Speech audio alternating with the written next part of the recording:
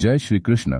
महाभारत के युद्ध की समाप्ति के बाद सभी पांडव भगवान श्री कृष्ण के साथ पितामह भीष्म से मिलने के लिए उनके पास गए, जो बाणों की शैया पर लेटे हुए थे। पितामह भीष्म ने भगवान श्री कृष्ण से पूछा कि हे भगवान, यह मेरे किस कर्म का फल है जिसके कारण मैं बाणों की शैया पर पड़ा हुआ कष्टों को भोग रहा हूं।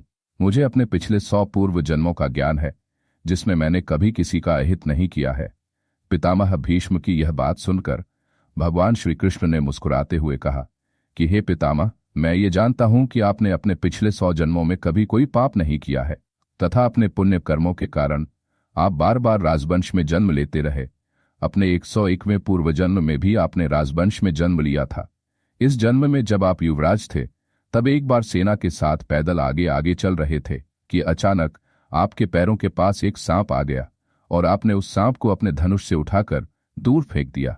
वह सांप कांटेदार झाड़ियों पर जाकर गिरा, जिससे झाड़ी के कांटे सांप की पीठ में धंस गए, क्योंकि वह पीठ के बल ही झाड़ी पर गिरा था। सांप जितना निकलने की कोशिश करता, उतना ही कांटे उसकी पीठ में चुभते जाते और इस प्रकार वह सांप 18 दिनों तक तड़पने के बाद मर गया। इसलिए आपके द्वारा अनजाने में किए गए इस पाप कर्म के कारण आपको यह कष्ट भुगतना पड़ रहा है। भगवान श्री कृष्ण की यह बात सुनकर पितामह भीष्म ने कहा कि हे माधव, मेरे द्वारा किए गए इस पाप कर्म का दंड तो मुझे अगले जन्म में ही मिलना चाहिए था, परंतु यह दंड मुझे 100 जन्मों के बाद क्यों मिला। पितामह भीष्म की यह बात सुनकर भगवान श्री कृष्ण बोले कि हे पितामह, उस घटना के बाद आपके जितने भी जन्म हुए, उन सभी जन्मों में आपके पुण्य कर्म का पलड़ा बहुत भारी था और पाप कर्म का पलड़ा कमजोर था। इसलिए आपको इस पाप कर्म का दंड नहीं मिला, परंतु इस जन्म में आपके पुण्य का पलड़ा कमजोर था और पाप का पलड़ा भारी था, इसलिए उस पाप कर्म का दंड आपको इस जन्म में मिला। भगवान श्री कृष्ण ने पितामह भीष्म से कहा कि हे पितामह, जब हस्तिनापुर की राजसभा में द्रौपदी का चीरहरण हो रहा था, उस समय आप मूकदर्शक बनकर देखते रहे।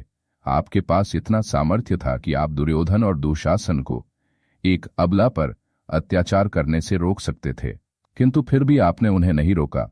आप धर्म को जानते हुए भी अधर्म और अन्याय के पक्ष में खड़े रहे।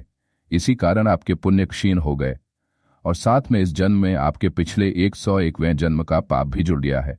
इसलिए आपको बाणों की शैया पर पड़े रहने का दंड मिल रहा है और जिस तरह से उस सांप की मृत्यु हुई थी, उसी तरह से आपकी भी मृत्यु होगी।